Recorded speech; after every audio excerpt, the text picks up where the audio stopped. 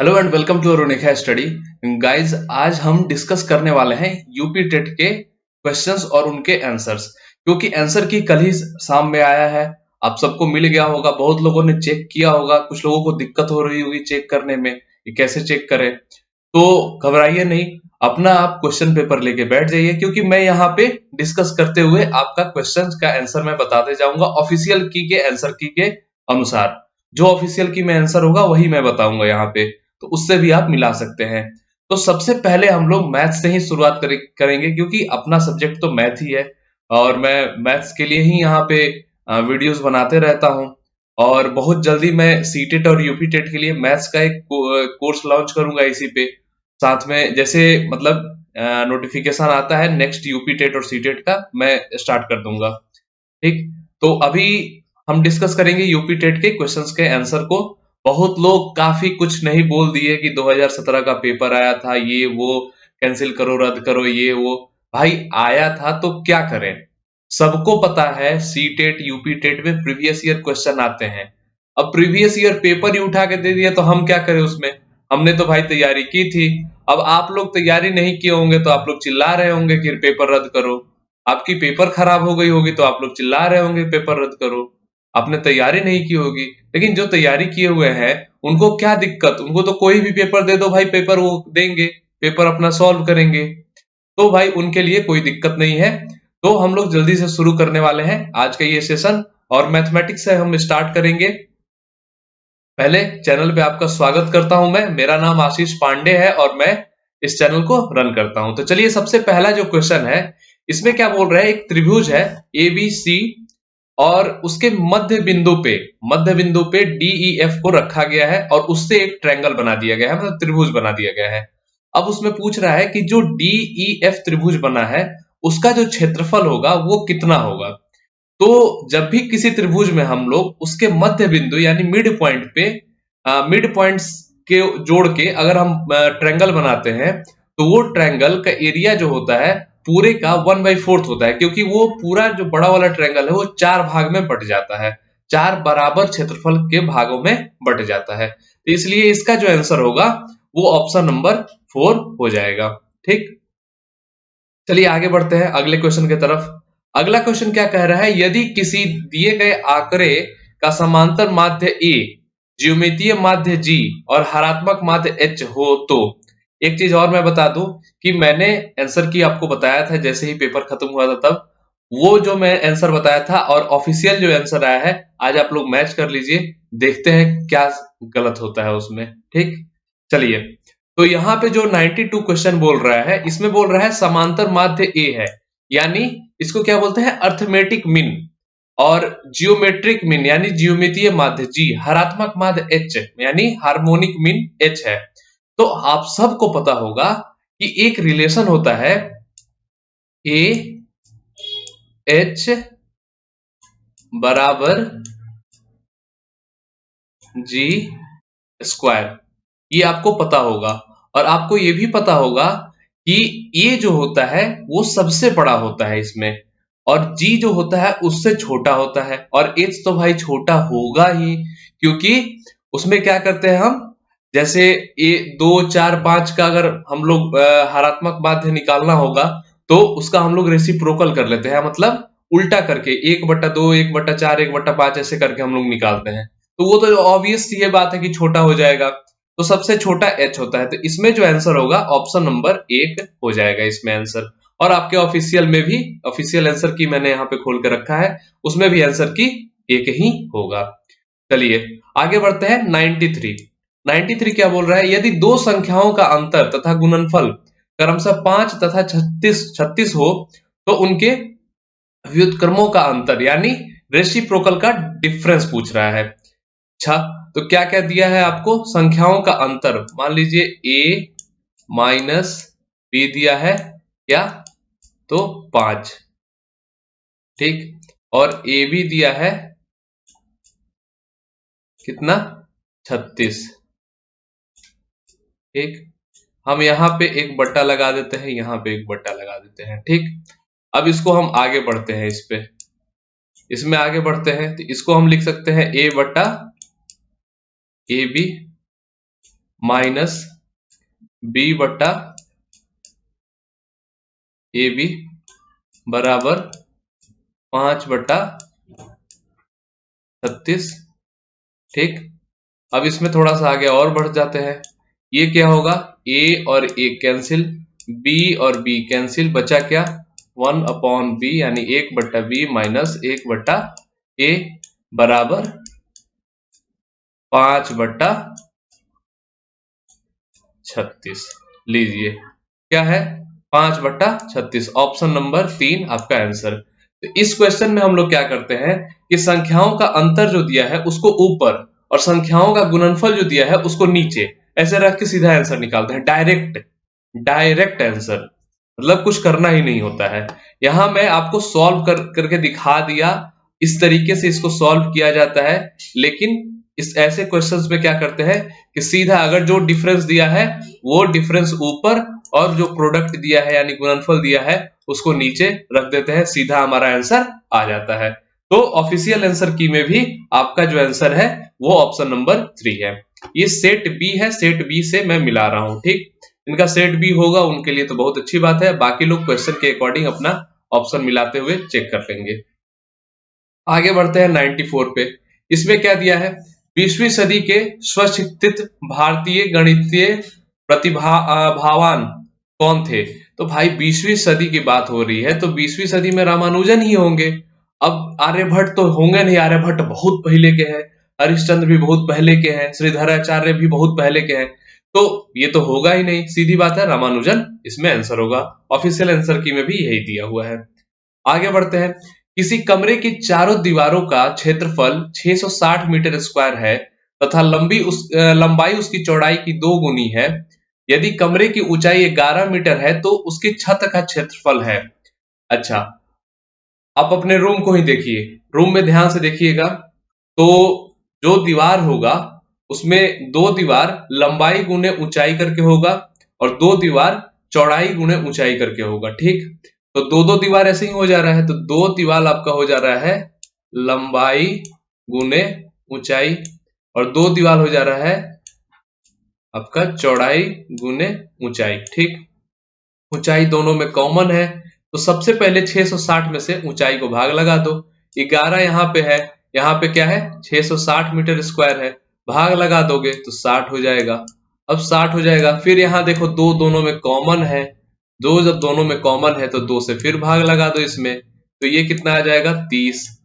अब बचा क्या लंबाई और चौड़ाई, तो यहाँ लंबाई जोड़ चौड़ाई क्या हो जाएगा 30 के बराबर। तो 30 के बराबर जब ये हो गया तो यहाँ पे बोल रहा है कि लंबाई उसकी चौड़ाई की 2 गुनी है, मतलब जो लंबाई है वो 2 गुना है चौड़ाई का। तो यहाँ पे हम क्या लिख सकते हैं, यहाँ पे लिख सकते हैं 2b प्लस b बराबर 30। तो यहां से b क्या आ जाएगा 10, b जब 10 आ गया तो लंबाई क्या हो जाएगा 20। अब क्या पूछ रहा है उसकी छत का क्षेत्रफल, जब छत जो होगा लंबाई और चौड़ाई का ही होता है, क्योंकि जो बेस होता है जो आपका फ्लोर होता है वो भी लंबाई चौड़ाई का होता है, वो ऊपर भी लंबाई चौड़ाई का होगा। तो 20 गुना 10 कर दीजिए, क्या आ जाएगा 200 मीटर स्क्वायर, सीधा ऑप्शन नंबर 3 आंसर की में भी वही दिया है। चलिए आगे बढ़ते हैं 96 क्या बोल रहा है कि यदि 10 to power 3x is equal to 125 यानी 125 है तो 10 टू पावर माइनस 2x का मान होगा, 10 टू पावर माइनस 2x का मान होगा। चलिए थोड़ा सा यहाँ पे साफ सुथरा कर दें इसको, क्योंकि इसका लिए भी कुछ लिखना ही पड़ेगा।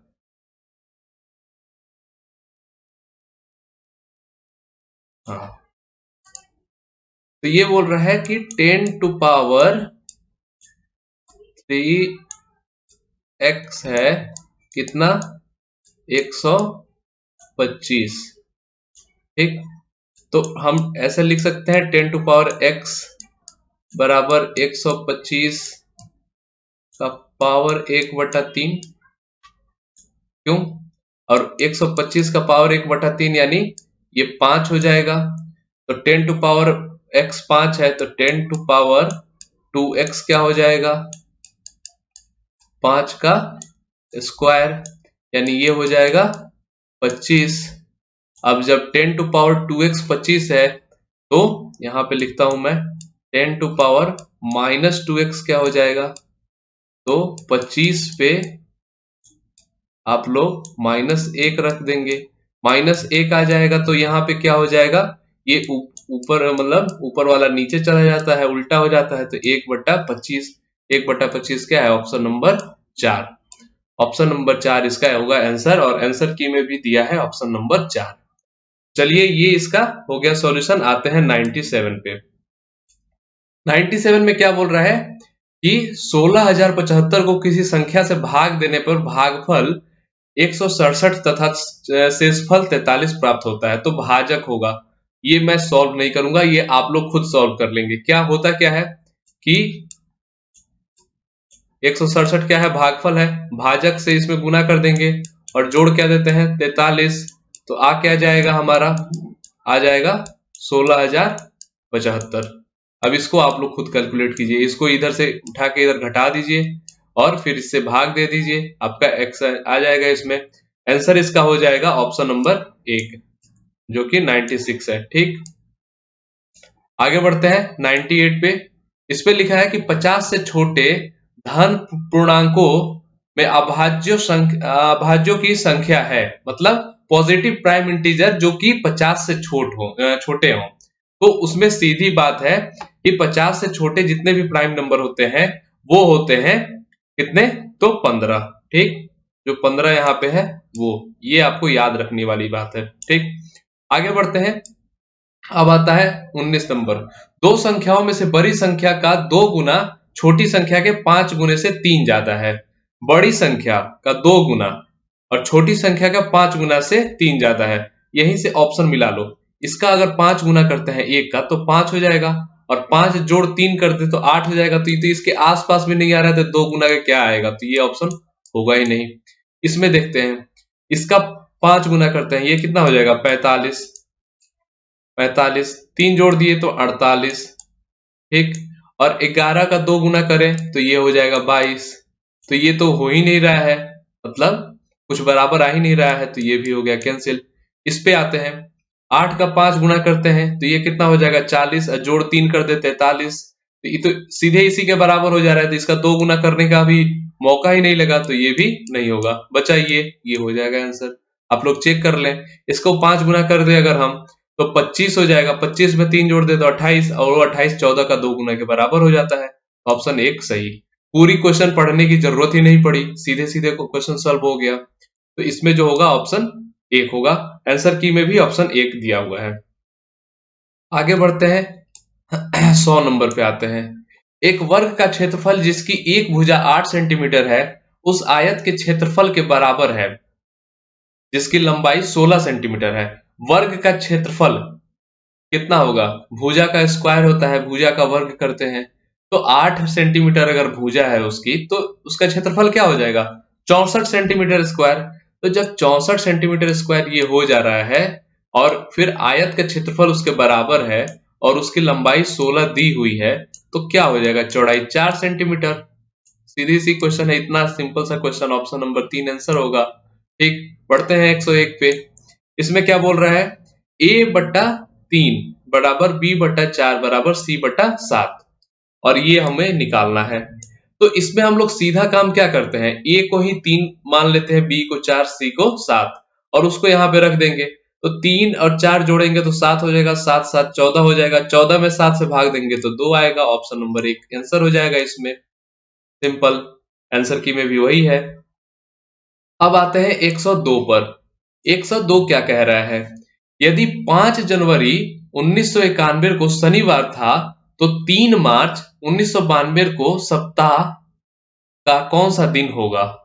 तो 5 जनवरी 1991, हम लोग जानते हैं कि साल की शुरुआत जिस डेट से होती है, अगले साल अगर नॉर्मल ईयर हो, लीप ईयर ना हो, तब अगले साल उसी डेट को एक दिन आगे बढ़ जाता है, एक दिन आगे बढ़ता है। यानी अगर आज 5 जनवरी से हम साल की शुरुआत अगर करते हैं, आज शनिवार है, तो अगले साल जो होगा 5 जनवरी वो रविवार हो जाएगा, एक दिन आगे बढ़ जाता है।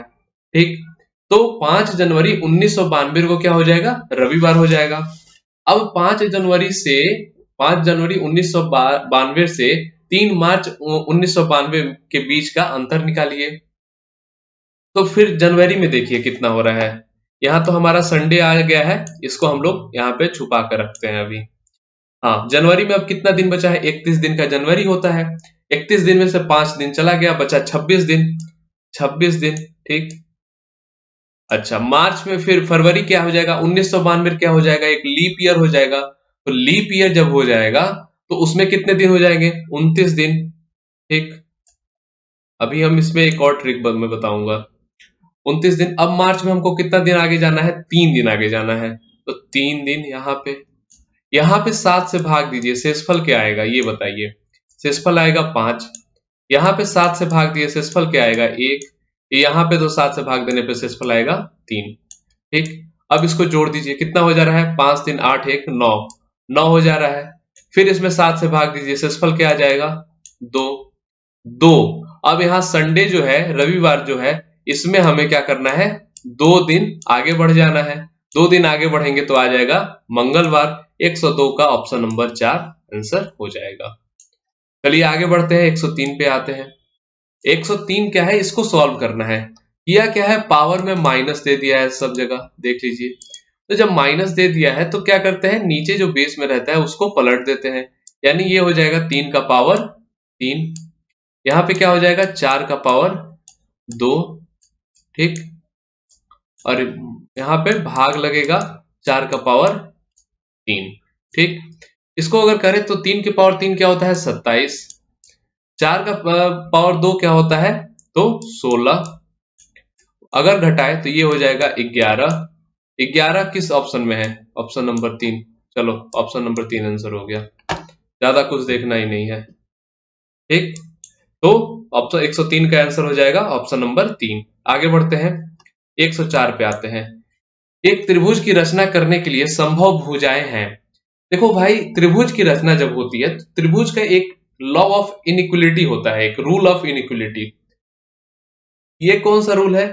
तो भैया ये ऐसा रूल है कि दो छोटी भुजाओं का योग जो होता है, यानी दो छोटी भुजाओं का जो सम होता है वो बड़ी भुजा से ज्यादा होता है, ठीक है।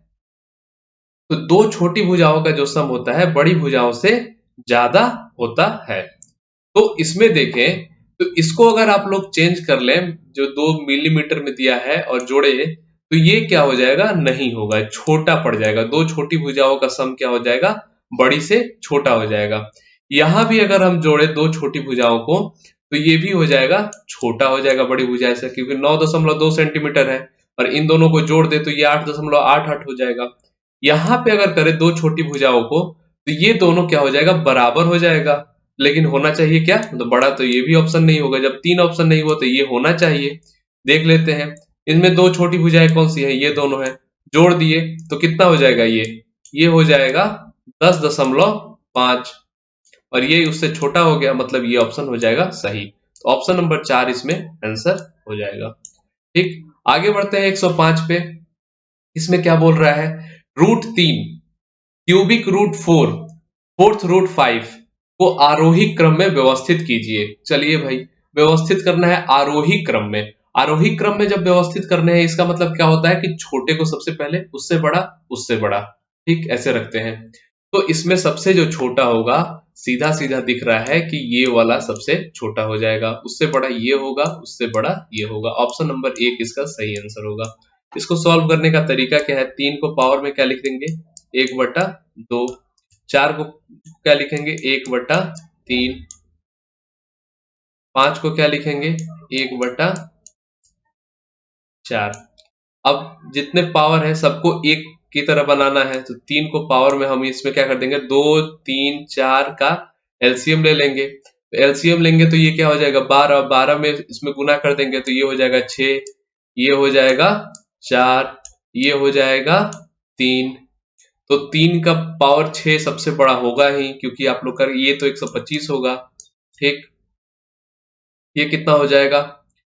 64 है, और 64 में फिर 4 से गुना कर दीजिए तो कितना हो जाएगा? 256। 256 में 256 गुना 4 होगा ये, तो इससे तो बड़ा होगा ही ये वाला, ठीक। और इसमें देखिए तो 3 9 9 3 27 27 3 81 81 3 243 243 गुणा 3 है, 243 गुणा 3 है अभी, तो ये तो बड़ा होगा ही। ठीक, तो इससे भी बड़ा हो जाएगा। तो इसमें क्या है कि ये बड़ा हो रहा है। ठीक, तो ऑप्शन नंबर इसमें जो होगा 105 का ऑप्शन नंबर 1 सही हो जाएगा। अब आते हैं 106 पे। यदि किसी वस्तु का क्रय मूल्य उसके विक्रय मूल्य का 3/2 है, यानी जो सीपी है वो एसपी के मतलब विक्रय मूल्य के 3/2 है। ठीक, तो एसपी बटा सीपी क्या हो जाएगा भैया? एसपी बटा सीपी क्या हो जाएगा? ये हो जाएगा 2/3, यानी 3 रुपए की कोई वस्तु है उसे हम 2 रुपए में बेच दे रहे हैं। तो हमारे पास हानि क्या हो रही है, यानी लॉस क्या हो रहा है? लॉस बटा सीपी क्या हो जाएगा? 1/3। तो जब ये लॉस बटा सीपी 1/3 है तो इसमें परसेंटेज निकालना होगा, इसमें 100 से गुना कर देंगे, जो कि हमारा आ जाएगा 33.1/3% लॉस। ऑप्शन नंबर 2 इसका सही आंसर हो जाएगा। आगे बढ़ते हैं, अगले क्वेश्चन पे आते हैं। ये क्या बोल रहा है 107 नंबर कि 12 10 12, ठीक, 12 10 12 यानी 1,21,012 को 12 से भाग देने पर शेषफल क्या होगा? भाग दे दीजिए। 12 एक बार में जाएगा 12, फिर 10 बचेगा 0, 1 बचे 8, 96 96 5 2, अच्छा हाँ, तो 48 हो जाएगा, ये नीचे शेषफल 4 हो जाएगा। आप लोग भाग देके देख लीजिए। 107 का ऑप्शन नंबर 4 इसमें हो जाएगा आंसर। आगे बढ़ते हैं, 108 पे आते हैं। 108 पे क्या बोल रहा है कि इकाई अंक क्या होगा इन गुना करने पे? तो ये 8 और 6 का गुना किए 48 आएगा, मतलब यहाँ पे बचा 8। अब इस 8 का 9 से गुना किए 72 होगा, यानी इकाई स्थान पे होगा 2। इस 2 को 2 से गुना किए तो आएगा 4। ऑप्शन नंबर 4 आपका, ऑप्शन नंबर 4 जो होगा वो हो जाएगा आंसर। ठीक, तो आंसर की में क्या दिया है? ऑप्शन नंबर 4 दिया है। आगे बढ़ते हैं, 109 पे आते हैं। दिए गए आंकड़ों का माध्य यदि 4.5 है तो उसका माध्यक क्या होगा? भैया इसको जोड़िए आप लोग, पहले धड़ाक से इसको पहले एक अरेंज कर लीजिए इसको। 1 है, 2 है, 3 है, 4 है, 5 है, 5 के बाद 7 7 8, 2 बार 5 है, 2 बार 5 है, और एक है x। x अभी निकालेंगे तो फिर इसमें कुछ चेंज हो जाएगा। इसका माध्य दिया हुआ है 4.5, इसको जोड़ेंगे तो कितना हो जाएगा? 3 3 6 6 10 10 15 15 20 20 20 27 27 34 34 8, 42 42 जोड़ x, इसको जोड़ेंगे तो हो जाएगा। अब ये क्या बोल रहा है, इसमें कितने टोटल? 1 2 3 4 5 6 7 8 9 10, 10 है टोटल।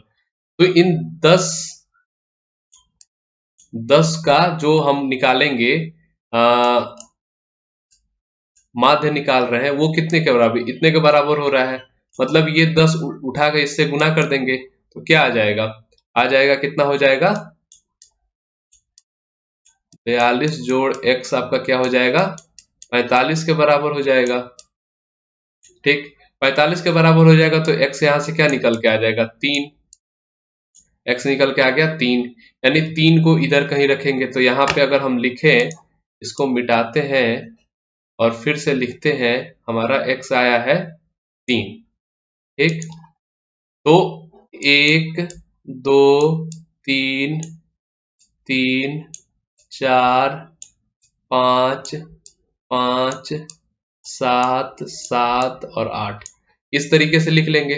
अब इसमें सबसे बीच वाला देखेंगे तो सबसे बीच वाला ये दोनों हो जा रहा है, तो सबसे बीच वाला ये दोनों हो गया, तो इन दोनों का माध्य हम निकालेंगे, यानी तो हमारा क्या आ जाएगा? माध्यक। तो इन दोनों का जब माध्य निकालेंगे तो आ जाएगा 4.5, यानी ऑप्शन नंबर 4 इसका हो जाएगा आंसर। आगे बढ़ते हैं, अगले क्वेश्चन पे आते हैं। अगला क्वेश्चन क्या है कि सांख्यिकी में विचरण का विश्लेषण नामक विधि का मुख्य श्रेय है। तो भैया ये दिए थे ये आर एफ फिशर, ठीक है, इसमें कोई भी बात नहीं है, सीधे सीधे आंसर है। तो इसमें अगर आप देखना चाहें तो 110 में ऑप्शन नंबर 3 दिया हुआ है। आगे बढ़ते हैं। यदि अवरोही क्रम में रखे गए आंकड़ों के दोनों छोरों से प्रेक्षण हटाए जाते हैं, आरोही क्रम में रखो या अवरोही क्रम में रखो, हटाओगे किनारे वाले सबसे आखिरी वाले दोनों चीज को हटा दोगे तो क्या हो जाएगा, उसमें माध्य बदलेगा और बहुलक बदलेगा। ठीक है, माध्य बदलेगा, बहुलक बदलेगा, माध्यक नहीं बदलेगा। ठीक, तो माध्यक चीज जिस ऑप्शन में है वो सब काट दो, ये है और ये है। ऑप्शन नंबर 1 आंसर सही हो जाएगा। ठीक, 111 का ऑप्शन 1। अब आते हैं 112 पे। यहाँ पे क्या लिखा है, 5 सेंटीमीटर बाजू वाले एक घन के सभी फलकों पर रंग लगाया जाता है। ठीक, अगर आपको कहीं भी दिक्कत हो कमेंट सेक्शन में लिख दीजिएगा उसको। ठीक है, 5 सेंटीमीटर भुजा वाले एक घन के सभी फलकों पर रंग लगाया जाता है। यदि इसे 1 सेंटीमीटर क्यूब वाले घनों में काटा जाता है तो 1 सेंटीमीटर क्यूब वाले कितने घन में केवल एक ही फलक पर रंग होगा। तो भैया जब 5 से काटेंगे तो एक मतलब तरफ में जो भी आएगा वो 9 आपके घन हो जाएंगे जिसके एक फलक पे रंग लगा होता है। तो 9 जब एक तरफ हो जाएंगे तो एक क्यूब में कितने फेस होते हैं, कितने फलक होते हैं, 6 होते हैं। तो 6 गुना हो जाएगा उसका 9 का, तो 54 इसमें आंसर हो जाएगा। आगे बढ़ते हैं, 113 पर आते हैं। इसमें बोल रहा है पंचभुज के अंतःकोणों का योग ज्ञात कीजिए। अरे भैया सिंपल सा फॉर्मूला है, n-2 गुणा 180। तो n-2 पंचभुज यानी 5 भुजा वाला, तो 5 - 2 यानी 3, और 3 को 180 में से गुना कर दो, कितना हो जाएगा 540। तो ऑप्शन नंबर 4 इसका आंसर हो जाएगा। आगे बढ़ते हैं। एक खंबे का 4/7 भाग कीचड़ में धंसा है। अच्छा, 4/7 भाग धंसा हुआ है, 1/3 भाग बाहर खींच लिया गया है, मतलब अभी भी 4/7 का 2/3 भाग, 1/3 भाग तो हम लोग निकाल लिए, यानी 2/3 भाग उसी में है, और ये किसके बराबर है, तो 8 सेंटीमीटर के बराबर है। ठीक, तो यहाँ पे x एक लिख देते हैं क्योंकि पूरी लंबाई x मान लेते हैं, तो ये 8 सेंटीमीटर है। ठीक, तो खंबे की पूरी माप क्या होगी, तो x बराबर यहाँ से अगर कैलकुलेट कीजिएगा तो 21 आ जाएगा। कैसे, तो ये दोनों 8, ये दोनों 21, इधर क्रॉस मल्टीप्लाई होगा, 21 आ जाएगा। तो 21 मीटर आपका आंसर हो जाएगा। 114 का 3, ऑप्शन नंबर 3 सही है। आगे बढ़ते हैं, 115 पे आते हैं। ए और बी किसी काम को 12 दिन में करते हैं। ए और बी किसी काम को ए और बी करते हैं कितने दिन में, तो 12 दिन में। ठीक, बी और सी काम को कितने दिन में करते हैं, 15 दिन में। बी और सी 15 दिन में। सी और ए काम को करते हैं कितने दिन में, 20 दिन में। ठीक, तो यहाँ क्या करते हैं, हम इन तीनों का एलसीएम निकाल लेते हैं, तो हमें मिल जाता है कि पूरा काम कितना होगा। तो एलसीएम निकालेंगे तो आ जाएगा 60 आ गया। अब हम इनके काम की क्षमता निकाल लेते हैं कि मतलब एक दिन में ये लोग कितना काम कर लेते हैं। तो इसमें से भाग दे दीजिए, ये कितना हो जाएगा 5, a प्लस बी का 5 हो गया, b प्लस सी का कितना हो जाएगा 4, और c प्लस ए का कितना हो जाएगा 3। ठीक है, मतलब एक दिन में a प्लस बी मिलकर 5 काम करते हैं, b प्लस सी मिलकर 4 काम करते हैं, और c प्लस ए मिलकर 3 काम करते हैं। ठीक, तो अगर सबको जोड़ दिया जाए तो क्या हो जाएगा, 2 जोड़ a प्लस बी प्लस सी। क्यों यहाँ 2 लिखे, क्योंकि 2 बार a भी आ रहा है, 2 बार b भी आ रहा है, 2 बार c भी आ रहा है। तो सबको जोड़ दिए तो क्या हो जाएगा, इनकी काम की क्षमता क्या हो जा रही है, 12। ठीक है, 5 जोड़ 4 9, 9 जोड़ 3 12। फिर ये 2 और ये 12 भाग लग जाएगा तो बचेगा 6। अब हमें क्या निकालना है, ए अकेले उसी काम को कितने दिन में करता है, तो ए का हमें कार्य की क्षमता निकालनी है। तो b प्लस सी वाले को हम इसमें क्या करेंगे, भाग दे देंगे, घटा देंगे। तो b प्लस सी का कितना है, क्षमता 4 है, तो एक कितना हो जाएगा, इधर से b प्लस सी 6 में से घटा दिए तो 2 बचेगा। यानी बी ए जो है अकेले एक दिन में 2 काम करता है, तो 60 काम करने में उसको कितना दिन लग जाएगा, 60 काम करने में उसको 30 दिन लग जाएगा। तो ऑप्शन नंबर 1 इसका सही आंसर हो जाएगा। आगे बढ़ते हैं, आगे 116 है। इसमें क्या बोल रहा है, 3 भिन्न का फ्रैक्शन में दिया हुआ है, उनका बोल रहा है एचसीएफ निकालने का। ठीक, तो फ्रैक्शन में एचसीएफ क्या करते हैं, नीचे का क्या करते हैं, हम एलसीएम निकाल देते हैं, ऊपर का एचसीएफ निकाल देते हैं। तो ऊपर का अगर एचसीएफ निकालिएगा आप, तो इसमें क्या आ जाएगा, सीधा सीधा दिख रहा है कि ये आ जाएगा 7। और नीचे का एलसीएम निकालिएगा अगर आप, 7 तो यही ऑप्शन में दिख गया भाई, छोड़ो ना इधर उधर क्या देखना, ऑप्शन नंबर 3 इसका आंसर हो जाएगा। आगे बढ़ते हैं। 117, 7 जोड़ 2 गुना √10 का वर्गमूल। अरे भाई, आप लोग जानते ही होंगे कि ये दोनों क्या किया है, a² प्लस b², यहां पे बराबर क्या दे दिया है, 7। क्योंकि 2ab जो होता है वो तो यहां पे दिया हुआ है, क्या दिया है, 2√10। तो 2 के ए बी क्या हो जाए, √10 हो जा रहा है। तो √10 को तोड़ दो, तोड़ोगे तो क्या हो जाएगा, √2 और √5, और √2 और √5 का स्क्वायर करके जोड़ोगे तो 7 ही आएगा, यानी ऑप्शन नंबर ए इसमें आंसर हो जाएगा। आगे बढ़ते हैं 118 पे। एक वर्ग और एक समबाहु त्रिभुज की एक भुजा उभयनिष्ठ है। यदि त्रिभुज की एक भुजा 4/3 सेंटीमीटर लंबी है तो इस आकृति का परिमाप क्या होगा। ठीक, तो क्या बोल रहा है, एक वर्ग और एक समबाहु त्रिभुज की एक भुजा उभयनिष्ठ है, यानी जो ये समबाहु त्रिभुज है ये एक वर्ग पे उभयनिष्ठ है, कुछ इस प्रकार से है। ठीक, अब बोल रहा है कि त्रिभुज की एक भुजा ये जो है 4/3 है। ठीक, 4/3, तो पूरा आकृति का परिमाप तो सब 4/3 के बराबर हो जाएगा। तो बस उसमें से क्या करेंगे हम कि इस वाले पार्ट को छोड़ देंगे, क्योंकि परिमाप में क्या करते हैं, बाहरी बाहरी जितने भुजा होते हैं उनके योग करते हैं, उनका सम करते हैं। तो इनके सम करेंगे तो कितने भुजा हो जाएंगे, 1 2 3 4 5, 5 भुजा हो जाएंगे। तो इसमें 5 से गुना कर दो, यानी 20/3 हो जाएगा। 20/3 हो जाएगा, तो इसका क्या आंसर हो जाएगा, इसका आंसर हो जाएगा ऑप्शन नंबर 3। आंसर की में देख ले तो 118 का ऑप्शन नंबर 3 है। आगे बढ़ते हैं 119 पे। निम्नलिखित में से कौन सी संख्या 99 से विभाजित हो जाती है। 99 है तो 99 का मतलब क्या हुआ, 9 गुना 11। अब 9 से भी भाग लग जाए और 11 से भी भाग लग जाए। 9 से भाग लगाने के लिए क्या करते हैं, सभी अंकों को जोड़ के देखते हैं कि 9 से भाग लगता है कि नहीं। ठीक, तो इसमें जो होगा ऑप्शन नंबर 3 से ही चलते हैं, क्योंकि यही आंसर है, तो सब डिस्कस ना करके इसी को करते हैं। तो इसको जोड़ते हैं, 1 जोड़ 1 2, 2 4 6 हो जाएगा, 6 और 3 9, 9 और 4 13, 13 और 5 18, 9 के पहाड़े में 18 आ ही जाता है। अगर 18 को भी जोड़ दे, 18 को अंकों को, तो 9 ही आ जाएगा, तो 9 हो जाएगा यहाँ पे। ठीक, तो ये 9 से विभाजित हो जा रहा है। अब 11 से विभाजित के लिए क्या करते हैं, ये फिर ये जोड़ेंगे, फिर ये और ये जोड़ेंगे और इनको घटा देंगे। तो घटाने पे क्या आ जाएगा, ये 1 और 4 5, 5 और 4 9, और यहाँ 4 और 5 9, तो मतलब 0 आ जा रहा है। तो 0 आ जा रहा है मतलब 11 से भी विभाजित हो जाएगा, रूल ही है 11। तो ऑप्शन नंबर 3 इसका आंसर हो जाएगा। आगे बढ़ते हैं 120। पाई क्या है, पाई क्या है। अब सब लोग बोलेंगे पाई 22/7 होता है तो परिमेय संख्या हो जाएगा, यानी रेशनल नंबर हो जाएगा, लेकिन नहीं, पाई जो होता है वो इरेशनल नंबर होता है, अपरिमेय संख्या होता है। इसका ऑप्शन हो जाएगा 1 अपरिमेय संख्या, यानी ऑप्शन नंबर 2 इसका आंसर हो जाएगा। आंसर की में भी ऑप्शन नंबर 2 दिया है। ठीक, तो यहां तक तो हम लोग मैथ्स का डिस्कस कर लिए। अब आते हैं बाकी सारे सब्जेक्ट्स डिस्कस करने। तो सबसे पहले अब चलते हैं सबसे ऊपर सीडीपी में, यानी child development and teaching methods, इसको डिस्कस करते हैं।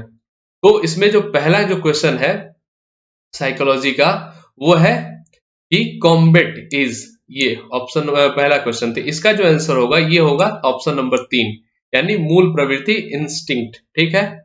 ऑप्शन क्वेश्चन नंबर 2, इसका जो आंसर दिया है, factors affecting the social development of children are, यानी बालकों के सामाजिक विकास को प्रभावित करने वाले तत्व हैं। तो इसका जो आंसर होगा वो होगा ऑप्शन नंबर 2, यानी सोशल इन्वायरमेंट एलिमेंट्स। अब फिजिकल एलिमेंट्स कैसे सोशलाइजेशन कर सकता है किसी बच्चे का, इकोनॉमिक्स एलिमेंट्स कुछ हद तक करेगा, कुछ हद तक, और हेरिडिटी एलिमेंट्स तो ना के बराबर ही है। तो इसमें सबसे ज्यादा इफेक्ट करने वाला तो यही है, सोशल इन्वायरमेंट, मतलब सामाजिक परिवेश परिवेश जो है वो ज्यादा इफेक्ट करेगा। तो इसके लिए ऑप्शन नंबर 2 हो जाएगा। है थोड़ा बहुत तो ये भी करेगा, थोड़ा बहुत कुछ हद तक ये भी करता है, लेकिन इतना भी नहीं है कि इसका आंसर ये हो जाए। ठीक, आते हैं क्वेश्चन नंबर 3 पे। इसमें क्या दिया है कि विच of the following is primary law of physical development. Physical development का प्राइमरी लॉ यानी प्रमुख नियम, एकदम प्रमुख नियम। तो इसमें क्या हो जाएगा, law of rapid growth, law of irregular growth development, law of difference from mental development, law of relation from immunisation and emotional development. ना भाई ये तो होगा नहीं, ये होगा नहीं, इरेगुलर डेवलपमेंट तो होगा नहीं, रैपिड ग्रोथ हो जाएगा। तो 3 का ऑप्शन नंबर 1 इसमें लग रहा है सही। आते हैं 4 पे। Which of the following is not the, answer key में भी 3 का एक ही दिया है। Which of the following is not the theory of development. Theory of development कौन सा नहीं है, तो इसमें theory of E interrelation, theory of continuous growth, theory of condition reflex और theory of uniform pattern. Option number 3 इसका answer होगा। Answer key में भी यही दिया है। Development results in new characteristics and new abilities. This statement is given by. ये किसके द्वारा दिया हुआ स्टेटमेंट है, तो ये दिया हुआ है हार्लक के द्वारा। ठीक है, विकास के परिणाम स्वरूप नवीन विशेषताएं एवं और नवीन योग्यताएं प्रकट होती हैं, तो विकास से होती हैं। ठीक है, विकास का ये रिजल्ट होता है, तो ये कथन हार्लक ने दिया था। ठीक है, आते हैं 6ठे नंबर क्वेश्चन पे। हाँ, यहाँ बोल रहा है कोहलर अपने प्रयोग से यह सिद्ध करना चाहते थे कि अधिगम, जो कोहलर थे वो अपना सिद्ध करने चाहते थे कि अधिगम क्या है। तो अधिगम एक समग्र, मतलब परसेप्शन ऑफ होल सिचुएशन बोला जाता है, यानी समग्र परिस्थिति का प्रत्यक्षीकरण बोलते थे। तो ऑप्शन नंबर 3 इसमें सही हो जाएगा। आते हैं 60 पे। किसने पाठ योजना की पंचपद प्रणाली प्रतिपादित किया है, तो इसका जो आंसर दिया है, इसका आंसर दिया है इसने 2 नंबर, मतलब हार्बर्ट। हार्बर्ट इसका आंसर दिया हुआ है। 8वें क्वेश्चन पे आते हैं। Who describe different types of personality based on glands from the following. Personality based on glands from the following. अच्छा, तो ये किसने दिया है कि निम्नलिखित में से ग्रंथियों के आधार पर व्यक्तित्व के विभिन्न प्रकारों की चर्चा किसने की है। तो इसका जो आंसर होगा ये होगा कैनन। कैनन इसके आंसर हो जाएंगे। ठीक, देखिए सीडीपी में हो सकता है कि कुछ गलतियां हो जाए, लेकिन मुझे मतलब उतना एक्यूरेट ना पता हो, क्योंकि मैं डेली सीडीपी से नहीं गुजरता हूं। ठीक, तो जितना हो सकता है उतना मैं सही इसमें आंसर आपको दूंगा और आंसर की से मैच कराते जाऊंगा।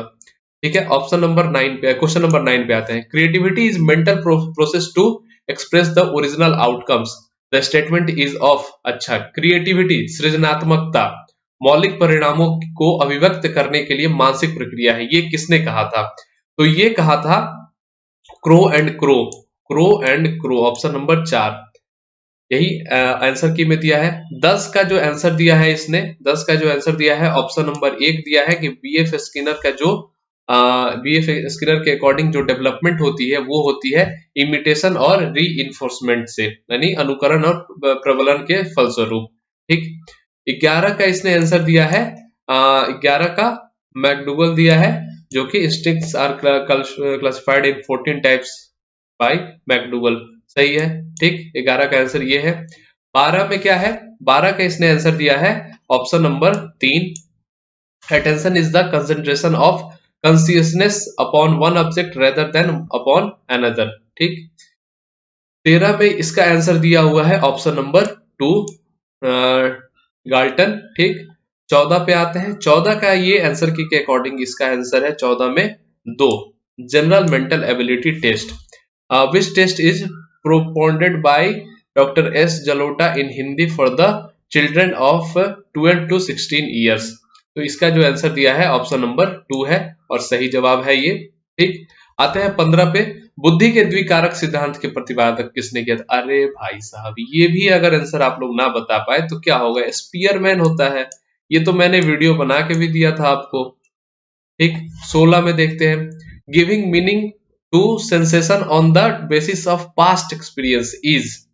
पास्ट एक्सपीरियंस पे क्या मतलब सेंसेशन अगर कोई आ रहा है तो उसको हम लोग क्या बोलते हैं, तो उसको बोलते हैं परसेप्शन, प्रत्यक्षीकरण। ठीक है, आगे बढ़ते हैं 17 पे। सीखने में प्रयास व भूल के सिद्धांत का प्रतिपादन किसने किया? तो सीखने में प्रयास व भूल के सिद्धांत का प्रतिपादन जो किए थे वो किए थे थॉर्नडाइक ने। ठीक है, trial and error of learning जो था वो थॉर्नडाइक का दिया हुआ था। आते हैं 18 पे। बुद्धि लब्धि, इससे क्वेश्चन है यानी आईक्यू लेवल से क्वेश्चन है। तो एवरेज इंटेलिजेंस क्या होनी चाहिए किसी बच्चे की? तो 90 से 109 या 110 तक रहता है वो। ठीक है, निम्न में से कौन तरल क्रिस्टलीय बुद्धि के प्रतिमान के प्रतिपादक है? तो अच्छा, तो इसका जो है फ्लूइड मोसैनिक मॉडल ऑफ इंटेलिजेंस जो था ये दिए थे कैटल ने दिया था इसका।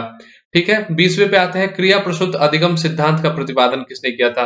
क्रिया प्रसूत का अधिगम ये स्किनर ने किया था भाई, स्किनर ने, ऑपरेंट कंडीशनिंग थ्योरी का। ठीक, 21 में blueprint is an important component of which of the following? Blueprint is an important component of which of the following? तो इसका जो आंसर होगा ये होगा परीक्षण निर्माण यानी टेस्ट कंस्ट्रक्शन होता है। ठीक, 22 का आंसर देखते हैं। Pre operational stage is the stage of development proposed by पियाजे होगा इसका आंसर। ठीक है, 22 का ऑप्शन नंबर 2। हाँ, अब आ रहा है MPPI। MPPI is a test used to measure which of the following? MPPI किस चीज का टेस्ट का मेजर होता है? तो इसका जो होता है ये पर्सनालिटी टेस्ट होता है। ठीक है, ये होता है पर्सनालिटी टेस्ट यानी व्यक्तित्व की परीक्षण होती है इसमें। अब आते हैं 24 पे। Which of the following is most essential for learning? यानी अधिगम हेतु निम्न में से क्या सर्वाधिक आवश्यकता है? तो अधिगम के लिए क्या चाहिए आपको, सर्वाधिक क्या चाहिए आप खुद बताइए अधिगम के लिए? तो इसमें तो भाई बहुत close maturation, interest, motivation, guidance. तो गाइडेंस तो नहीं लग रहा है मुझे। हाँ, कुछ हद तक ये 3 ऑप्शन हैं। ठीक है, सिमिलर। और यहाँ पे जो आंसर दिया है आंसर की में वो 1 दिया है, ऑप्शन नंबर 1 दिया है। ठीक, आगे बढ़ते हैं 25 पे। The period of इन्फेंसीहुड is period of, अरे यार शैशव काल क्या होता है? शैशव काल क्या होता है आप खुद बता सकते हैं कि फ्रॉम बर्थ से क्या, फ्रॉम बर्थ से जनरली शैशव काल जो होता है वो 2 साल तक के लिए लिखा जाता है, मतलब बर्थ से 2 साल तक के लिए। और वहां से होता है पूर्व बाल अवस्था यानी अर्ली चाइल्डहुड, 2 साल के बाद से चलता है। और फिर आता है चाइल्डहुड आता है। ठीक, तो जैसा मतलब इन्फेंसीहुड जो लग रहा है तो ये ऑप्शन नंबर 2 हो जाएगा इसमें। लेकिन यहाँ पे जो है आंसर दिया है 25 का 1 दिया है। ठीक, तो यहाँ पे 25 का 1 आंसर दिया है, तो इस पे हो सकता है कि कुछ चर्चा चले। ठीक, आते हैं 26 पे। Kohler is associated with which of the following? Kohler किससे एसोसिएटेड है? अरे भाई इसका आंसर क्या नहीं है, थ्योरी ऑफ लर्निंग से एसोसिएटेड है कोहलर। ठीक है, अच्छा, McDougall. According to McDougall the number of instincts are, अरे भाई ऊपर ही एक क्वेश्चन था, ऊपर एकदम ऊपर ही एक क्वेश्चन था 14। आपको ना हो तो दिखा देता हूं मैं, रुकिए। ऊपर एक क्वेश्चन भी था इससे। कहाँ गया कहाँ गया कहाँ गया कहाँ गया कहाँ गया?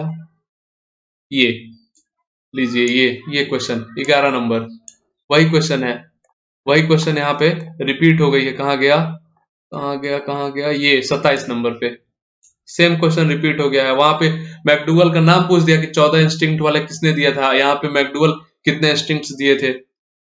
गजब, एक ही क्वेश्चन 2 बार पूछ दिया है। 28 पे आते हैं। Brainstorming model of teaching is use to improve which of the following? Brainstorming जो होता है वो किस लिए यूज किया जाता है क्या? तो ये आपके क्रिएटिविटी को इंक्रीज करने के लिए किया जाता है, एप्लीकेशन अंडरस्टैंडिंग, प्रॉब्लम सॉल्विंग। तो जनरली देखा जाए तो सब इसमें सही है, लेकिन मोस्ट एक्यूरेट जो आंसर होगा वो ऑप्शन नंबर 1 होगा। ठीक, आगे बढ़ते हैं 29 पे। Dog was the experimentee in whose experiment? अच्छा, किनके में कुत्ते का यूज किया गया था चेक करने में? तो ये पॉवलोव में हुआ था, पॉवलोव में हुआ था, किसी में बिल्ली हुई थी, किसी में कुछ हुआ था ऐसे करके। तो कुत्ते का जो एक्सपेरिमेंट, कुत्ते पे जो एक्सपेरिमेंट हुआ था वो पॉवलोव ने किया था। आते हैं 30 नंबर यानी आखिरी क्वेश्चन सीडीपी के। Originality, flexibility and flow are the components of which of the following? तो इसका जो आंसर होगा ये हो जाएगा ओरिजिनलिटी, फ्लेक्सिबिलिटी और फ्लो, यानी मौलिकता, नमनीयता और प्रवाह। ये 3 जो है ये क्रिएटिविटी का होता है कंपोनेंट। तो ठीक है, ये ऑप्शन आंसर की में दिया हुआ है। ठीक, तो सृजनात्मकता ये दिया हुआ है। इसका अभी जो है, जो आंसर की के अकॉर्डिंग ऑप्शन नंबर 2 ही दिया हुआ है। आगे बढ़ते हैं, अब आते हैं हिंदी के तरफ। हिंदी के तरफ आते हैं भैया। ण का उच्चारण स्थान होता है नासिक। सही बात है, नासिक नाक से किया जाता है।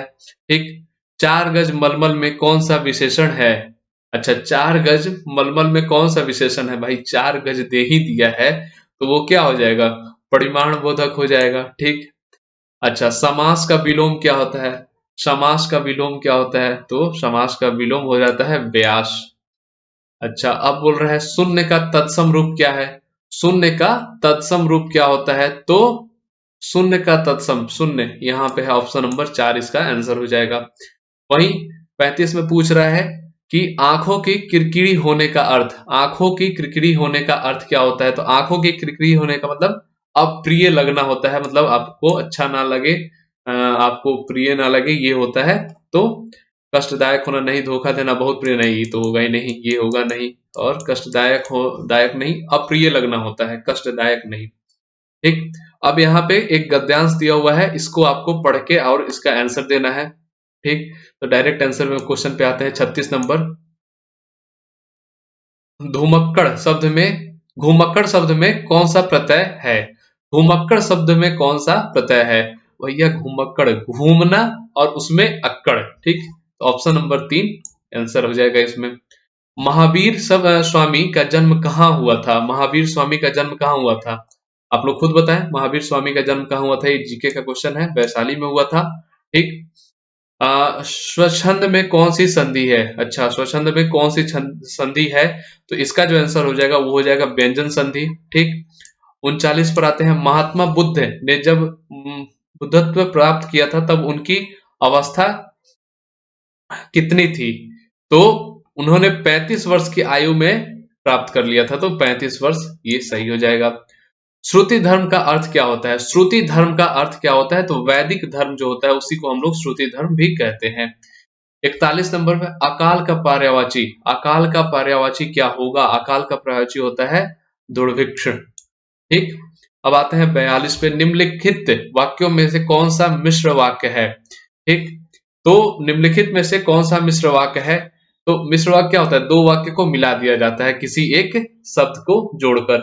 तो अध्यापक देखते हैं और अध्यापक देखते हैं कि छात्र पढ़ते हैं, छात्र पढ़ते हैं और अध्यापक उन्हें देखते हैं, अध्यापकों के सम्मुख छात्र पढ़ते हैं, ये तो होगा नहीं। क्या अध्यापकों के सम्मुख छात्र पढ़ते हैं? ये होगा नहीं।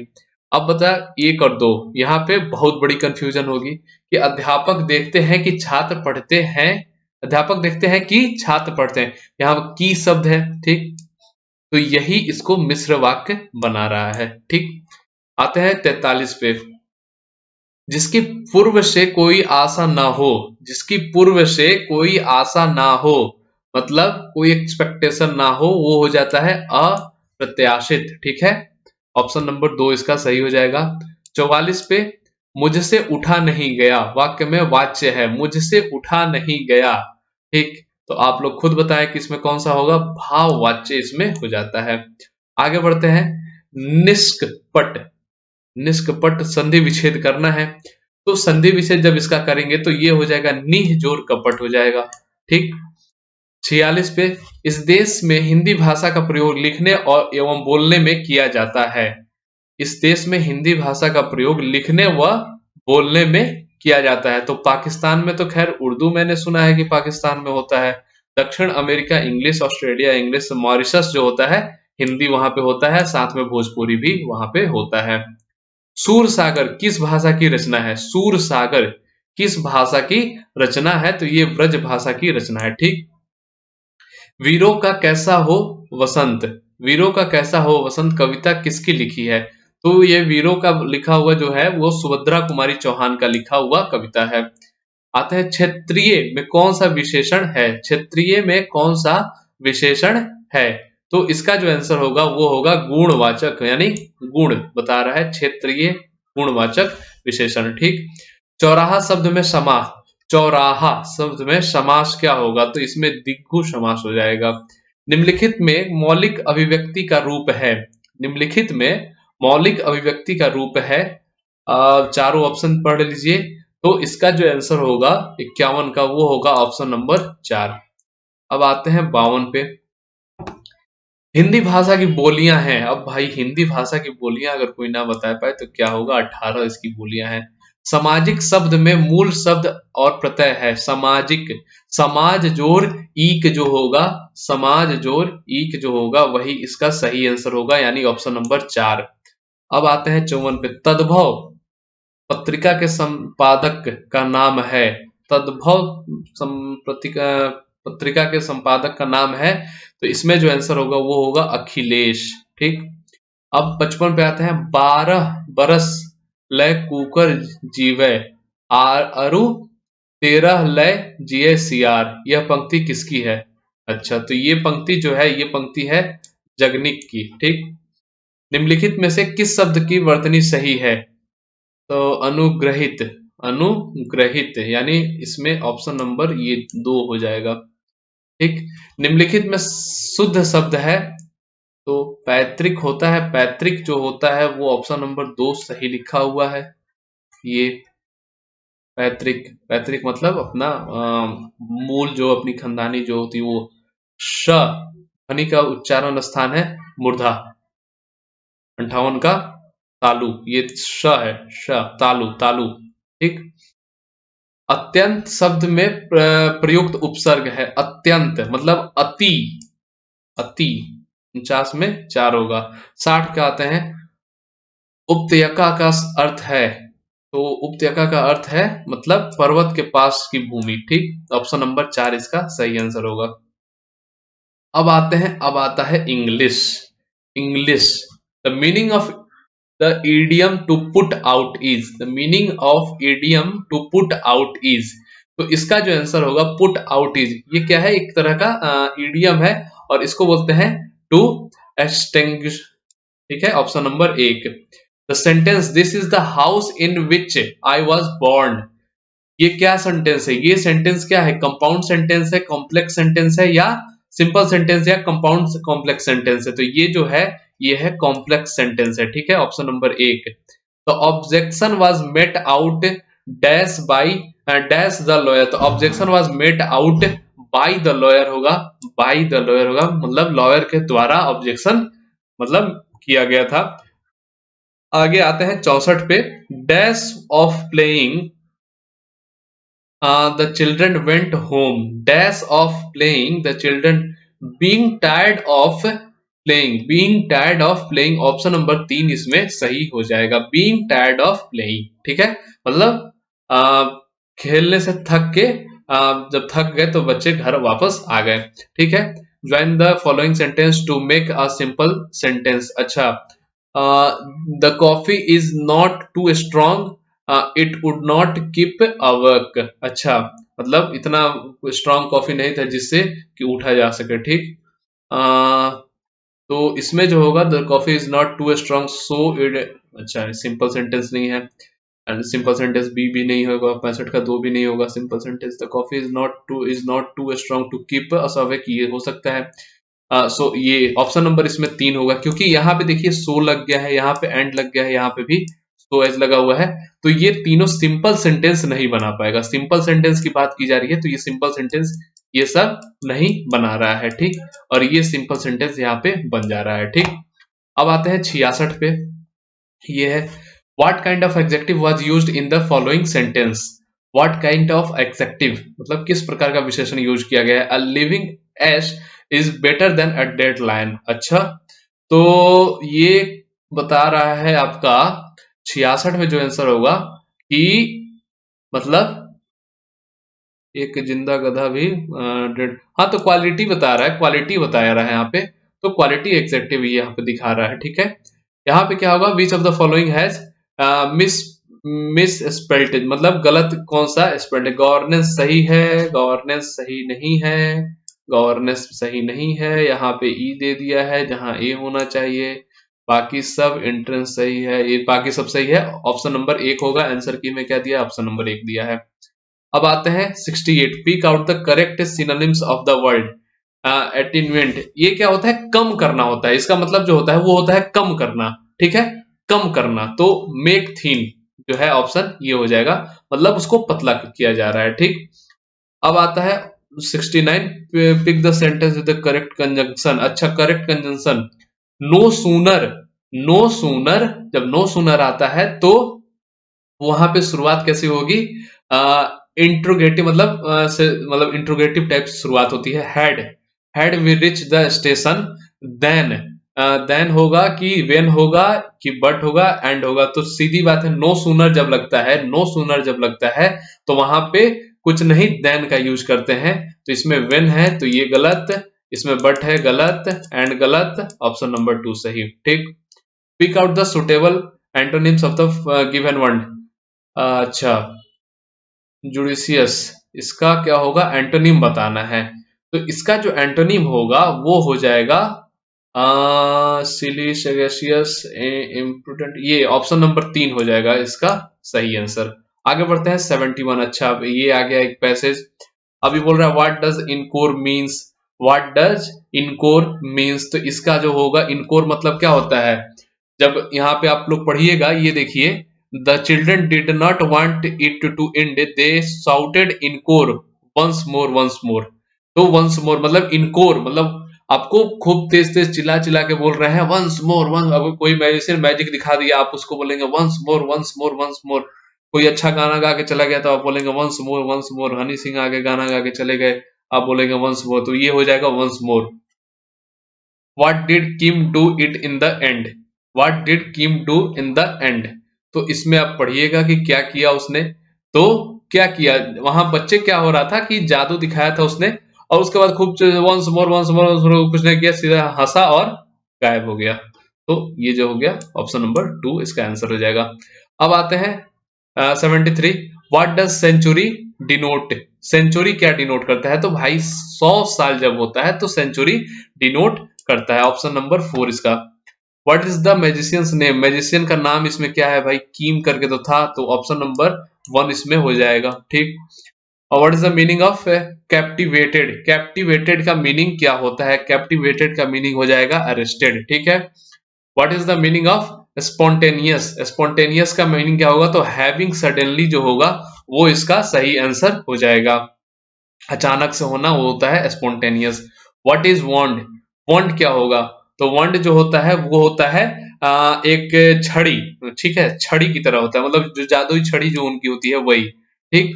What is the meaning of hopping, hopping का मीनिंग क्या होता है, हॉपिंग का मीनिंग होता है कि आप मतलब एक ही जगह पे कूद रहे हैं, खूब चिल्ला रहे हैं, तो वो हो जाएगा हॉपिंग, ठीक है। Complete the following sentence with correct conjunction. अच्छा, करेक्ट कंजंक्शन इसमें बोल रहा है कि कोई एक correct, as he had not paid his bill, his electricity was cut off, dash, unless है तो unless लगाएंगे तो फिर had not नहीं होना चाहिए, फिर इधर, इधर तो होगा नहीं क्योंकि वहां पे कंडीशन लगा के बात की जा रही है, तो इधर होगा नहीं। बट तो होगा नहीं क्योंकि वहां पे कंडीशन लगी है, तो कंडीशन में बट लगा के नेगेटिव कंडीशन करेंगे नहीं, तो यहाँ पे हो जाएगा as he not, as he had not paid his bill, his electricity was cut off, ठीक है। यहाँ पे ऑप्शन नंबर 4 होगा, देखते हैं आंसर की में क्या दिया है, ऑप्शन नंबर 4 दिया है, ठीक है।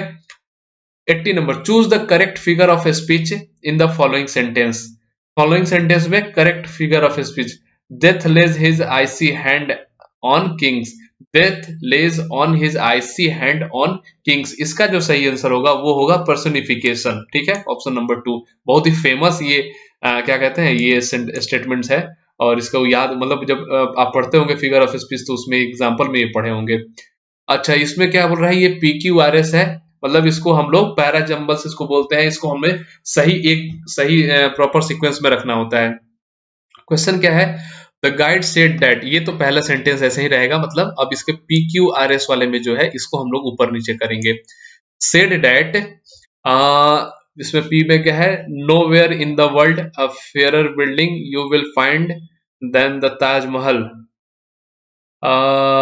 इसमें जो होगा, the guide said that you will find,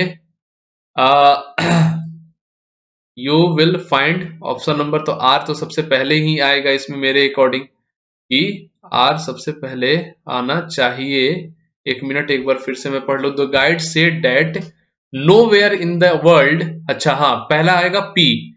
the guide said that nowhere in the world you will, मतलब आर, पी के बाद आएगा R, you will, nowhere in the world you will find a fairer building, यानी Q, Q then the Taj Mahal, यानी S, यानी P R Q S, option number 2 इसका सही answer होगा।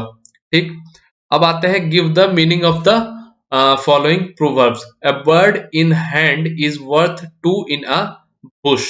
अच्छा, तो इसका जो मीनिंग होगा, इसका प्रोवर्ब का मीनिंग जो होगा, ये होता है bird in hands is worth two in a bush. अच्छा, तो इसका जो मीनिंग होता है वो होता है it is better to be satisfied with what you have than to try to get what is not yours. ठीक है, आगे बढ़ते हैं, 83 पे आते हैं। Choose the correct option to complete the sentence. Choose the correct option, इसमें correct option choose करना है। I dash him since we met a year ago. अच्छा, आई डैश, तो इसमें जो होगा I dash since we met, since है तो सिंस जब लगा हुआ है तो इसमें तो होना चाहिए परफेक्ट। तो I have not seen, option number 2, I have not seen him since we met a year ago, option number 2 इसका सही आंसर होगा। आंसर की में क्या है, ऑप्शन नंबर 2 ही है। ठीक, fill in the blank with suitable pronoun. My son and my daughter are very fond of, my son and my daughter are very fond of क्या होगा, each other, very fond of each other, मतलब एक दूसरे के बहुत करीबी हैं, बहुत अपना चाहते हैं एक दूसरे को। ठीक है, अब आते हैं 85 पे। Which of the following is an example of metaphor? Metaphor का इसमें से एग्जाम्पल कौन? अरे भैया आप लोग पढ़ लीजिए, पढ़ के देखिए। ही इज बिग डंकी, मतलब ही इज बिग डंकी, यही होगा, बहुत बड़ा गधा है। ठीक, choose the correct option. Study of population is known as, अरे भाई स्टडी ऑफ पॉपुलेशन कौन नहीं बताएगा क्या होता है स्टडी ऑफ पॉपुलेशन। ठीक, तो इसका आंसर क्या ही मैं बोलूं। ठीक है, ओके, अब आप लोग पूछेंगे कि भाई स्टडी ऑफ पॉपुलेशन, ये तो जीके का क्वेश्चन हो गया एक तरीके से, स्टडी ऑफ पॉपुलेशन। ठीक है,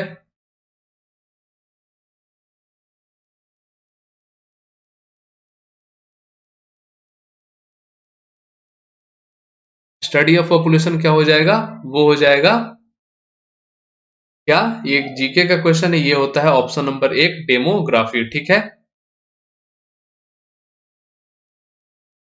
अब आते हैं 87 पे। ये क्या बोल रहा है, transform the following into A direct sentence. अच्छा, डायरेक्ट इनडायरेक्ट जो होता है उसकी बात यहाँ पे की गई है। I asked Sheila if I might know her father, तो इसका जो सही आंसर होगा वो हो जाएगा I said to Sheila, I said to Sheila, I asked to Sheila, I said to Sheila. ठीक है, I said to Sheila, may I, might है तो माइट के लिए मे आई हो जाएगा, और आस्क्ड है तो यहाँ पे तो टोल्ड होगा नहीं, तो टोल्ड होगा नहीं। ठीक है, और ये सब तो होगा नहीं, मे है नहीं, तो ये ऑप्शन नंबर 3 हो जाएगा इसमें। 87 में क्या दिया है, 87 में 3 दिया है।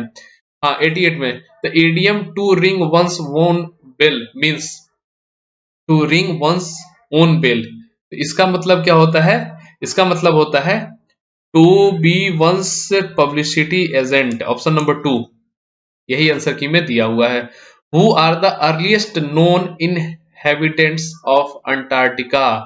अच्छा, अर्लीस्ट नोन, ये कौन थे भाई, तो 89 में जो होगा डायनासोर्स, डायनासोर्स इनके इनहेबिटेंट हो जाएंगे। ठीक, 90 में which of the following word is an adverb, which of the following word is an adverb. Apace, pace मतलब क्या होता है, तेज करना, अपेस मतलब उसी को पेस क्या हो गया, एक तरह से वर्ब हो गया, एडवर्ब क्या होगा, अपेस हो जाएगा उसका। ठीक है, तो ये हो गया अपेस, वर्ड जो होगा वो इसका सही आंसर हो जाएगा।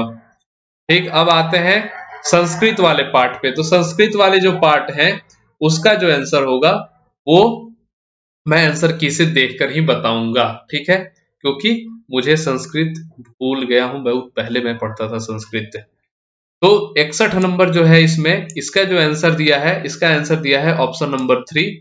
मैं ऐसे ही बताते जाऊंगा। 62 कारक में यदि प्रकृति है क्री तो प्रत्यय है, तो 62 में जो आंसर होगा इसमें 1 है। ठीक। 13 अव्ययीभाव समास का उदाहरण है, तो 63 का आंसर हो जाएगा ऑप्शन नंबर 3। 64 है, 64 का ऑप्शन है ऑप्शन नंबर 3। 65 में इनमें से कौन सा संयुक्त व्यंजन है, तो ऑप्शन नंबर 2 जो है ये हो जाएगा। 66 में हो जाएगा ऑप्शन नंबर 4। 67 जो आंसर की दिया है वो मैं बताते जा रहा हूं। अनुवाद करना है, दिन भर में पाठ पढ़ डालो, दिन भर में पाठ पढ़ डालो। तो ऑप्शन नंबर 3 इसका जो सही होगा वो आंसर हो जाएगा। 68 में होगा ऑप्शन नंबर 1। 69 की बात करते हैं, 69 की आंसर हो जाएगा ऑप्शन नंबर 1। 70 का आंसर हो जाएगा ऑप्शन नंबर 1। 71 का आंसर हो जाएगा ऑप्शन नंबर 2। 72 का आंसर हो जाएगा ऑप्शन नंबर 1। 73 का ऑप्शन हो जाएगा ऑप्शन नंबर 2। 74 के लिए ऑप्शन नंबर 1। 75 का हो जाएगा ऑप्शन नंबर 3। 76 का आंसर हो जाएगा ऑप्शन नंबर 4। आप लोग मैच करते रहिए, इसका आंसर मैं नहीं बता सकता उतना सही से, तो इसमें मैं सीधे आंसर की से मैच करा रहा हूं। इसमें 2 है, इसमें दिया है ऑप्शन नंबर 1, इसमें दिया है ऑप्शन नंबर 1, इसमें दिया है ऑप्शन नंबर 4। ठीक। इसका ऑप्शन है 1। 82 का ऑप्शन है 1। 83 का ऑप्शन है 2। इसमें है 1, इसमें है 1, इसमें है 2, इसमें है 2, इसमें है 2, इसमें भी 2 और इसमें है 1। तो ये हो गया संस्कृत का आंसर। मैथ का तो मैंने बता ही दिया है आपको। अब आते हैं एकदम नीचे चलते हैं। मैथ का हो गया, मैथ का तो मैंने बहुत अच्छे तरीके से आपको पूरा पूरा समझा दिया है। अब आते हैं ईवीएस पर। ईवीएस ध्रुव तारा, ध्रुव तारा किधर, उत्तरी तारों को मतलब कहा जाता है। ठीक है। 122 प्रोजेक्ट टाइगर, प्रोजेक्ट टाइगर कब आया था भाई, 1983 में, 73 में आया था। ऑप्शन कान्हा राष्ट्रीय उद्यान भारत के किस राज्य में है, अरे भैया, अरे भैया मध्य प्रदेश। नेशनल पार्क वाली वीडियो मेरे पास पड़ी होगी, मेरे चैनल पे जाके देख लो, पूरा पूरा ट्रिक के साथ मैंने याद कराया है। लखनऊ समझौता, लखनऊ समझौता इन दो के मध्य हुआ था। अच्छा, लखनऊ समझौता क्या हुआ था, कांग्रेस व मुस्लिम लीग के बीच में हुआ था, लखनऊ में किया गया था। और जंगली गधों का अभ्यारण्य कहाँ है, अच्छा ये तो इसमें क्या कहते हैं, ये है गुजरात में। ठीक है। 126 कार्बन डेटिंग जो है ये किसको कहते हैं, कार्बन डेटिंग किसको कहते हैं, तो कार्बन डेटिंग कहते हैं ये मेजरमेंट ऑफ एज, मतलब कार्बन डेटिंग प्रोसेस से ही हम लोग निकालते हैं कि कितना पुराना वो चीज है। ठीक है। उसके मतलब हड्डी का, मटेरियल का, मतलब कोई भी पुराने मतलब कोई भी प्राचीन स्थल से कुछ भी मिलता है तो कार्बन डेटिंग प्रोसेस से ही उसका निकालते हैं कि कितने साल ये पुराना होगा, कितना नया होगा, जो भी होता है कार्बन डेटिंग प्रोसेस से ही निकालते हैं। ठीक है। 127 पे आते हैं। ये क्या बोल रहा है कि संविधान सभा में कब राष्ट्रीय गान को अपनाया, तो constituent assembly adopted national anthem on, तो 127 का जो आंसर होगा वो हो जाएगा 24 जनवरी 1950 को। ठीक। Option number 2। अब आते हैं बायोमैग्निफिकेशन इज, बायोमैग्निफिकेशन क्या होता है, तो बायोमैग्निफिकेशन जो होता है ये क्या होता है कि जो भी आपके टिश्यू में जो कंसंट्रेशन जो है टॉक्सिक सब्सटेंस का वो जो बढ़ते रहता है समय के साथ, उसको बोलते हैं बायोमैग्निफिकेशन। ऑप्शन नंबर 3 इसका जो सही आंसर हो जाएगा। 129 पे आते हैं। 129 में क्या बोल रहा है, which of the following is not abiotic compound component of biosphere, not abiotic मतलब अजैविक घटक नहीं है, तो इसमें जो होगा अजैविक घटक जो होगा, फंगी जो होगा, इसको कवक हिंदी में बोलते हैं, ये इसका सही आंसर हो जाएगा। ये बायोटिक कंपोनेंट बायोस्फीयर का नहीं है। ठीक है। सॉइल है, प्रोटीन है, फास्फोरस है। अब आते हैं headquarter of green peas international is located in, headquarter, तो ग्रीन पीस जो है इंटरनेशनल जो है, इसका जो जो हेडक्वार्टर है ये एम्स्टरडेम में है, ठीक है। Option number 1। अब आते हैं, the population of water pollution with arsenic is maximum in, population problem of water pollution का प्रॉब्लम सबसे ज्यादा कहाँ है, तो ये वेस्ट बंगाल में है भैया, वेस्ट बंगाल में बहुत ज्यादा है, ठीक। 132, Deccan of the western Ghat in India is dryer because of ये किस लिए क्यों है, रेन शैडो इफेक्ट, इसमें बोलते हैं रेन शैडो इफेक्ट की वजह से, ठीक। अब आते हैं, the wild life protection act was passed in, wild life protection act कब पास हुआ था, तो वाइल्ड लाइफ प्रोटेक्शन एक्ट जो है वो 1972 में ही पास हो गई थी, ठीक है। Solar radiation per unit area received at the outer limit of atmosphere is known as, solar radiation per unit area, solar radiation per unit area received at the outer limit of atmosphere is known as, तो इसको बोलते हैं solar constant, ठीक है। Option number 1 सही होगा इसमें।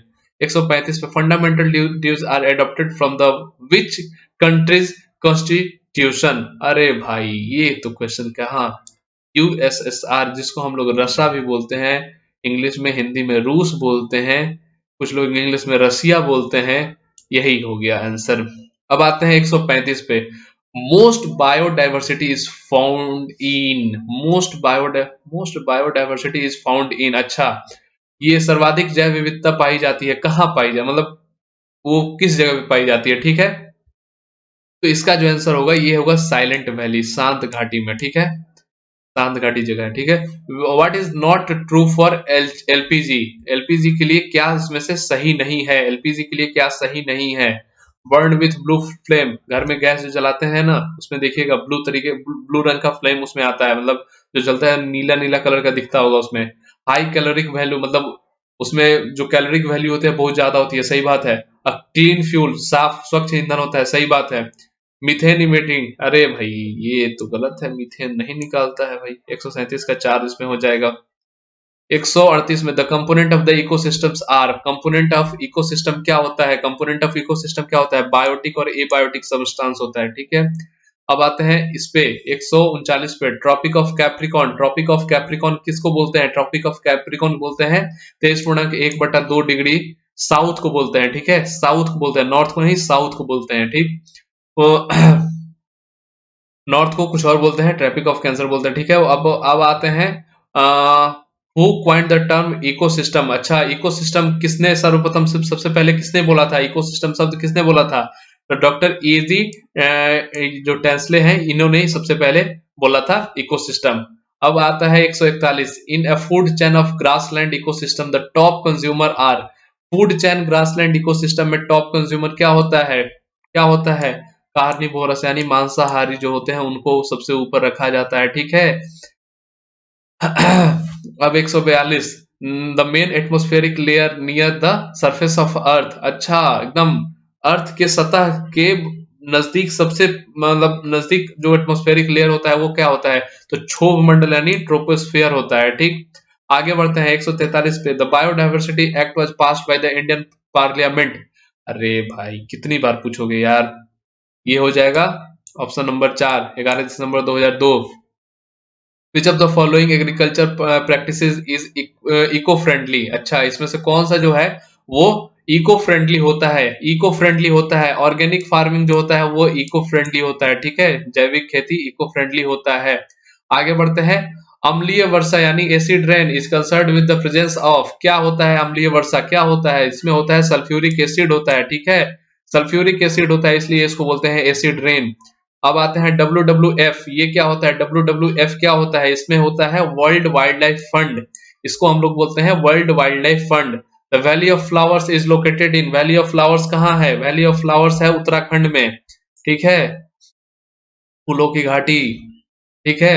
अब आते हैं, which of the following agencies is primarily concerned with the measurement of population in India, अच्छा measurement of pollution in India, pollution को देखने वाला कौन सा इसमें एजेंसी बनाई गई है, बताइए आप लोग खुद बताइए क्या हो जाएगा इसमें, सेंट्रल पॉल्यूशन कंट्रोल बोर्ड। अब आते हैं कि कोटोपाक्षी, ये क्या होता है, कोटोपाक्षी कहाँ है, एक्टिव वोल्केनो है ये, तो ये कहाँ पे है, इंडिया में एक ही एक्टिव वोल्केनो है पूरा इंडिया में, तो उसका नाम आप लोग कमेंट सेक्शन में बताएंगे। इसका जो जवाब होगा एंडीज में है ये, ठीक है। आगे बढ़ते हैं। Tsangpo river of Tibet in India is known as Brahmaputra. Option number 1 इसका सही है। तो यहाँ पे हम लोगों ने कर लिया पूरा डिस्कस यूपी टेट का पेपर। वो सबसे पहले हमने मैथ किया, फिर सीडीपी किया, फिर इंग्लिश किया, फिर हिंदी किया, संस्कृत और ईवीएस। मतलब हम लोगों ने पूरा का पूरा डिस्कस कर लिया है पेपर। जो भी आंसर की आया है पूरा पूरा आंसर की हमने डिस्कस कर लिया है। और यहाँ पे होता है ये सेशन समाप्त। जो भी इसमें क्वेरी होगी, जो भी दिक्कत होगी, जो भी आपको चाहिए, एक चीज मैंने आपसे क्वेश्चन पूछा है कि कमेंट सेक्शन में आप लोग बताएंगे कि इंडिया में एक ही एक्टिव वोल्केनो है, एक ही एक्टिव ज्वालामुखी है, जिसका नाम आप लोग कमेंट सेक्शन में बताएंगे। और ये मैंने यूपी टेट का पूरा पूरा पूरा आंसर की बता दिया, आंसर के अकॉर्डिंग बता दिया, अपने अकॉर्डिंग भी बता दिया। तो जो भी बताया पूरा का पूरा आपके सामने है। और अब जो होगा वो आप लोग अपना खुद मिला के आपका कितना स्कोर हो रहा है आप अपने कमेंट सेक्शन में यहाँ पे बताएंगे। मिलेंगे आपसे अगले वीडियो में। जो लोग चैनल पे नए होंगे चैनल को सब्सक्राइब कर लेंगे, वीडियो को लाइक और शेयर जरूर करेंगे। ये आंसर की टेलीग्राम चैनल पे दिया गया है, आप लोग टेलीग्राम चैनल ज्वाइन करके वहां से डाउनलोड कर सकते हैं, ठीक है। तो चलिए मिलेंगे आपसे अगले वीडियो में, तब तक के लिए tata bye bye and thank you.